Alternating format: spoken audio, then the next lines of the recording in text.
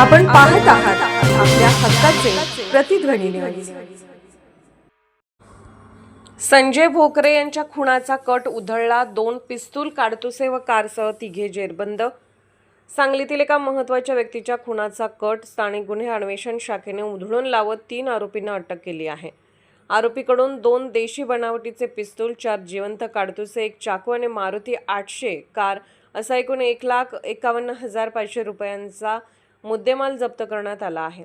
या प्रकरणातील एक संशयित आरोपी फरार असून पोलीस त्याचा शोध घेत आहेत। पोलीस निरीक्षक श्री संजयकुमार झाडे यांच्या मार्गदर्शनाखाली पोलीस उपनिरीक्षक महादेव पवार, पोलीस अंमलदार अमोल ऐदाळे, संदीप पाटील, प्रकाश पाटील, संकेत कानडे, अभिजित माळकर, रोहन गजते, सूरज थोरात, विनायक संधी, चालक शिवाजी सीत तसेच सायबर पोलीस ठाण्यातील सतीश आलदर, इम्रान महालकारी, कॅप्टन गुंडवाडे, विजय पाटणकर आणि अजय बेंद्रे यांनी ही कारवाई केली।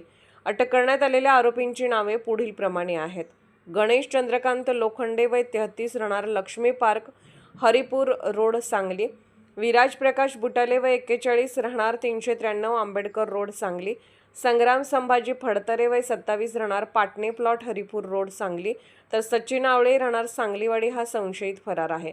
सांगली जिल्ह्याचे पोलीस अधीक्षक तुषार दोशी व अपर पोलीस अधीक्षक कल्पना बारवकर यांनी जिल्ह्यातील गंभीर गुन्हे व अवैध शस्त्र बाळगणाऱ्यांवर कठोर कारवाई करण्याच्या सूचना दिल्या होत्या। त्यानुसार स्थानिक गुन्हे अन्वेषण शाखेचे पथक सांगली शहर पोलीस परिसरात पेट्रोलिंग करत होते।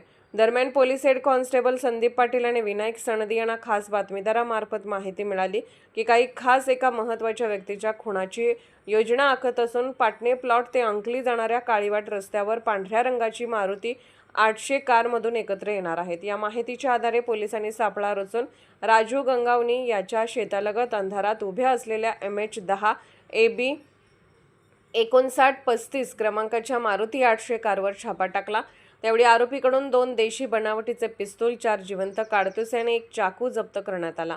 चौकशीत आरोपी विराज बुटाले याने धक्कादायक माहिती दिली। भोकरे इंजिनिअरिंग कॉलेज जवळील जमिनीच्या वादातून संजय भोकरे यांचा खून करण्याचा कट रचल्याची कबुली त्याने दिली। जमिनीचा ताबा मिळवण्यासाठी संजय भोकरे यांना ठार मारण्याची योजना आखण्यात आली होती। त्यासाठी फेब्रुवारी 2026 मध्ये उत्तर प्रदेशातील सोनभद्र येथून 2 देशी बनावटीचे पिस्तूल आणि 8 जिवंत काडतुसे खरेदी करण्यात आल्याचे तपासात समोर आले आहे। तसेच संजय भोकरे हे त्यांच्या दैनिकाच्या कार्यालयात केव्हा येतात याची माहिती गोळा करून संधी मिळताच त्यांच्यावर हल्ला करण्याचा कट होता। वापरण्यात आलेल्या मारुती 800 वाहनावर ओळख लपवण्यासाठी बनावट नंबर प्लेट लावण्यात आल्याचेही उघड झाले आहे। या प्रकरणी सांगली शहर पोलीस ठाण्यात गुन्हा दाखल करण्यात आला असून पोलीस निरीक्षक अरुण सुगावकर यांच्या मार्गदर्शनाखाली पोलीस उपनिरीक्षक सागर होळकर तपास करत आहेत। आरोपींना न्यायालयात हजर केले असता न्यायालयाने त्यांना 11 मे 2026 पर्यंत पोलीस कोठडी सुनावली आहे। काल आपल्याकडे 10:30 वाजता 8 तारखेला सांगली शहर पोलीस स्टेशनला 200/26 हा आपण CR नोंद केलेला आहे। याच्यामध्ये कलम 62 BNS 340 आणि 3.5 त्याचप्रमाणे आर्म ॲक्ट 3.4.25 आणि MB ॲक्ट 192 हे सेक्शन्स आहेत। यामध्ये आपले LCBचे जे लोक होते ते पेट्रोलिंग करत असताना त्यांना गोपनीय बातमीदाराकडनं माहिती मिळाली की एक जो प्रतिष्ठित व्यक्ती आहे त्याच्या खुनाची तयारी काही लोक करत आहेत आणि एक पांढऱ्या रंगाच्या मारुती कारमध्ये हे 3 लोक बसलेले आहेत। आणि त्यानुसार माहिती मिळाल्यानंतर आपल्या LCBची जी टीम आहे त्या LCBच्या टीमने त्या ठिकाणी जाऊन या 3 लोकांना ताब्यात घेतलेलं आहे आणि त्यांच्याकडे विचारपूस करता असं समजलं की सांगली शहरामधले जे प्रतिष्ठित संजय भोकरे आहेत त्यांच्या खुनाची तयारी हे लोक करत होते आणि या लोकांकडनं आपण जवळजवळ 2 देशी बनावटीचे पिस्तूल आणि 4 जिवंत काडतुसे, त्याचप्रमाणे एक मोठा चाकू आणि मारुती कार अशा प्रकारचं मुद्देमाल आपण जप्त केलेला आहे। यामध्ये जे आरोपी आपल्याला मिळाले आहेत ते म्हणजे गणेश लोखंडे, विराज बुटाले, संग्राम संभाजी फडतरे आणि सचिन आवळे। याच्यामध्ये सचिन आवळे हा परागंदा आहे आणि 3 आरोपी आपल्या सध्या ताब्यात आहेत। ते सगळे राहणारे सांगलीचे आहेत आणि त्यांच्याकडे विचारपूस करता त्यांनी असं सांगितलेलं आहे की काही जमिनीचा वाद होता किंवा जमिनीचं जे खरेदी प्रकरण होतं त्या खरेदी प्रकरणामध्ये आर्थिक फायद्यासाठी आणि काही आरोपींनी आमच्या वैयक्तिक काही त्यांच्याबरोबर वाद होते याच्यासाठी आणि म्हणून हे लोक हे करायला तयार झालेले होते। म्हणून यांनी अशा प्रकारचा कट रचला होता आणि हा कट रचताना त्यांनी यामध्ये बऱ्यापैकी रेकी पण केलेली होती.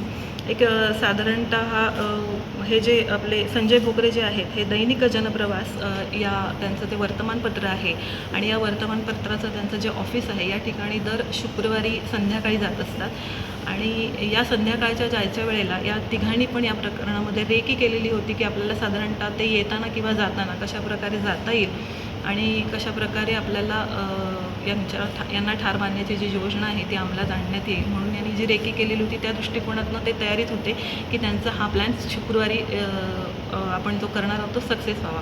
पण आपल्या गोपनीय बातमीदारांकडून LCBच्या लोकांना जी बातमी मिळाली त्याच्यावर आपले SP सर आहेत त्यांच्या मार्गदर्शनाखाली, तुषार जोशी सरांच्या मार्गदर्शनाखाली आपण व्यवस्थितपणे या गुन्ह्याला प्रतिबंध करण्यासाठी आपली पण योजना आपण जी होती ती अंमलात आणली आणि हे काही करू नये किंवा हे करताना आपण आरोपींना ताब्यात घेतलेलं आहे आणि अशा प्रकारे मुद्देमाल आणि आरोपी आपल्या ताब्यामध्ये आहेत. फक्त या घटनेमध्ये आपल्याला जे आरोपी मिळालेले आहेत त्यांनी जो हा कट रचलेला होता त्याच्यासाठी त्यांचा काही आर्थिक फायदा होता किंवा किंबहुना हे फक्त जमिनीच्या वादाचा प्रश्न होता की वैयक्तिक त्यांचे काही प्रॉब्लेम्स होते किंवा इतर कोणी याच्यामध्ये आणखीन सहभाग आहे याचा आम्ही शोध घेत आहोत. आता सध्या या तिघांनाही 11 तारखेपर्यंतचा PCR मिळालेला आहे. मुख्य आरोपी जो आहे सचिन आवळे तो सध्या परागंदा आहे. तो मिळाल्यानंतर सुद्धा आम्हाला त्याच्यामध्ये त्याची नक्की कुठली दिशा आहे हे ठरवता येईल आणि त्याप्रमाणे आम्ही तपास करत आहोत. सध्या तरी आत्ता तपासामध्ये इथे कुठलीही राजकीय पार्श्वभूमी काही दिसत नाही आहे. केवळ काहीतरी जमिनीचा वाद किंवा आर्थिक फायदा एवढंच कारण दिसून येत आहे. आपण पाहत आहात प्रतिध्वनी चॅनल. अशाच बातम्या पाहण्यासाठी आमच्या चॅनलला सबस्क्राईब करा आणि बेल आयकॉनवर क्लिक करा.